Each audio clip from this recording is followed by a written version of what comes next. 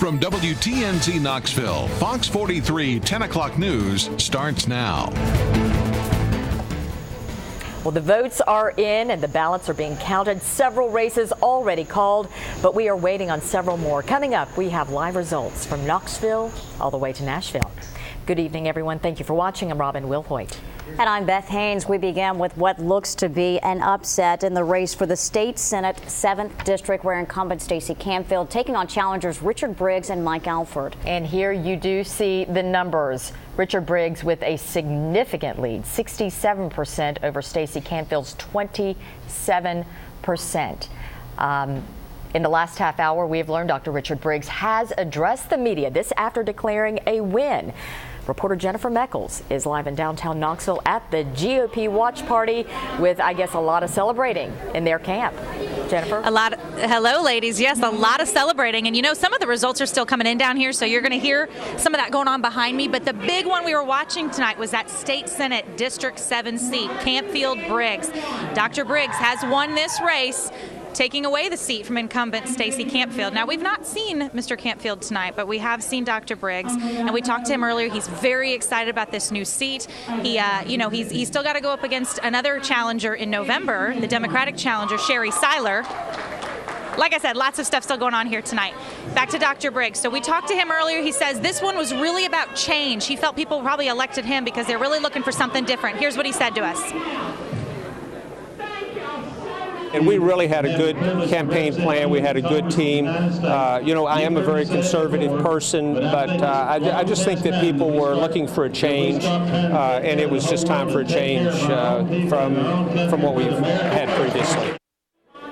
All right, so one other note about Dr. Briggs. It actually got a little exciting even before they announced he won this primary, because a gentleman here in the crowd tonight fainted, and Dr. Briggs, who happens to be a doctor, came downstairs and was part of the crew that helped kind of revive him, bring him back up, and they sent that gentleman off in an ambulance. He seems to be okay. Dr. Briggs said that he was just a little overheated. My understanding is we're going to talk about that more later in the show, but everybody kind of got a little distracted by that right before they announced the winnings. So anyway, ladies, I'm going to send it back to you. We will be here throughout the rest of the evening. We will check back in at 11. All right, Jenny, thanks so much. Richard Briggs will face Democratic challenger Sherry Seiler come November in the general election. Well, now to a race that's being watched across the country. Republican Senator Lamar Alexander facing Tea Party challenger Joe Carr, 5 other opponents in the Republican primary. And in the last few minutes, Alexander claimed the race. That's right. As you can see, the victor here, the incumbent keeping it. He is addressing folks in Nashville. Let's take a listen. Join us to try to get things done and change in this country.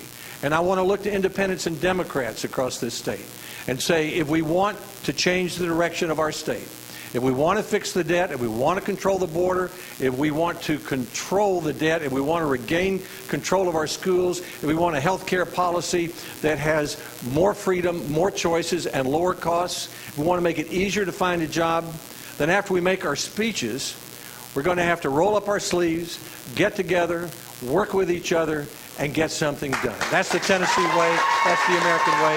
Thank you very much.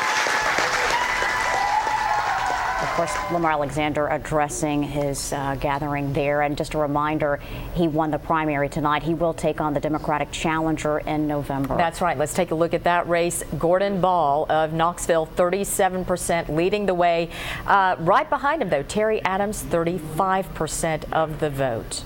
Well, another closely watched race is the 3rd District congressional seat. Incumbent Chuck Fleischman facing challenger Weston Wamp. Wamp, of course, the son of former Representative Zach Wamp, who held that 3rd District seat. Let's take a look at the results. Boy, this has been a close one all night long. Here we have Chuck Fleischman and Weston Wamp, both 50% of the vote. It's been within less than 1,000 most of the night.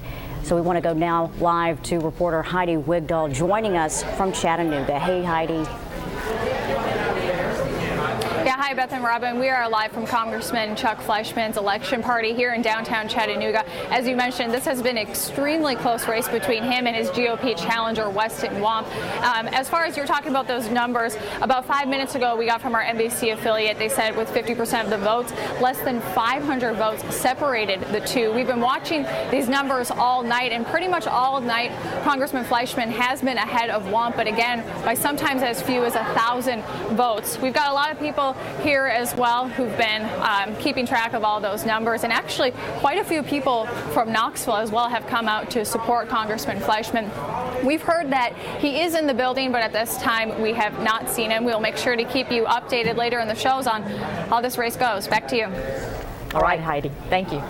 Joining us live from the watch party there in Chattanooga. Just a reminder, whoever wins will face off against Democrat Mary Hedrick of Maryville in the November election. Moving on now to the U.S. 4th Congressional District race. Incumbent Representative Scott Desjardins is running for his third term. He faces State Senator Jim Tracy. Yes, once again, a race neck to neck, separated by just a handful of votes. Now on to the next U.S. 1st Congressional District race. Incumbent Phil Rowe, as you can see, he has, well, these numbers are not for that race, but let's see if we can look at the 1st District race.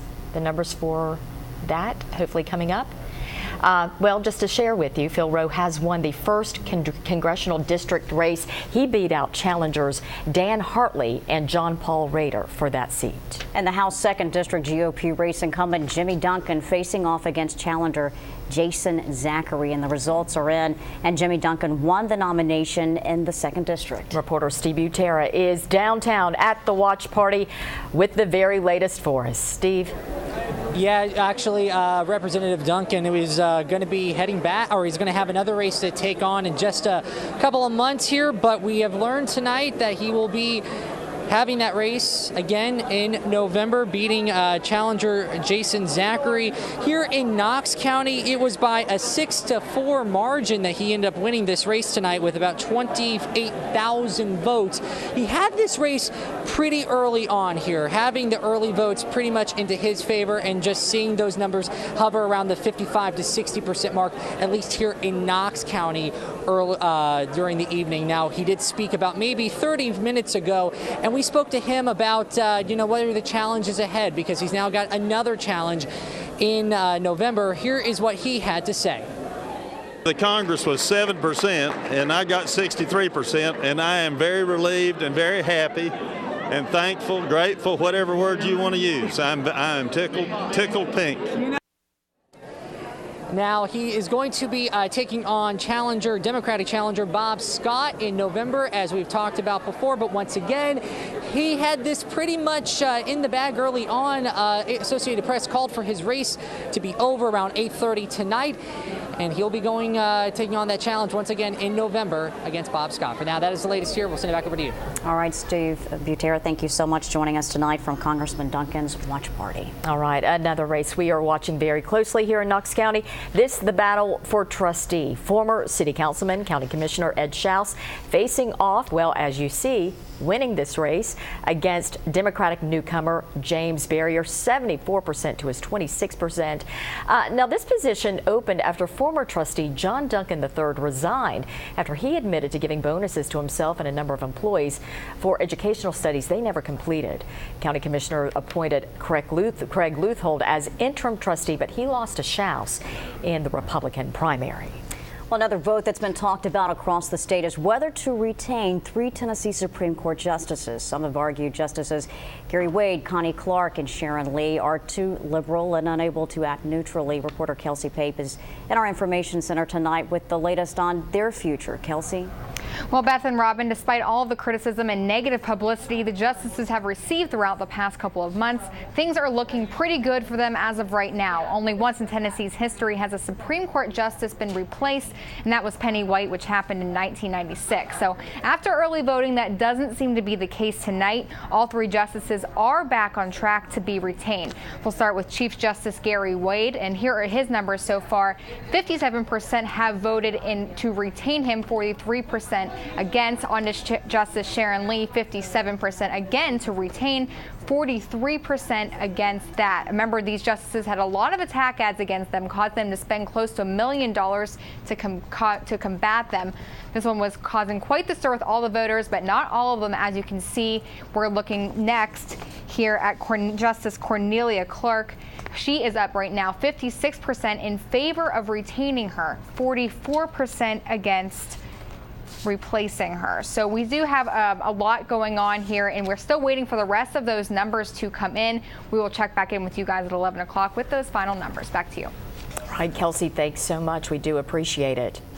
Well, going on now to Cocke County, Crystal Webb Ottinger. She defeated Mayor Vaughn Moore in the May primary, and at that time it appeared she had secured the mayor's seat with no Democratic challenger. Moore launched an aggressive write-in campaign to try to keep a seat. We're going to try to get to those results coming up in just a moment. We don't have them right now, but we will get to that as soon as they become available to us. In the governor's race, incumbent Governor Haslam looks to retain the Republican nomination. Bill Haslam won with an overwhelming majority of the vote. Of course, the AP called the race just a half hour after the polls closed. 88% of that vote.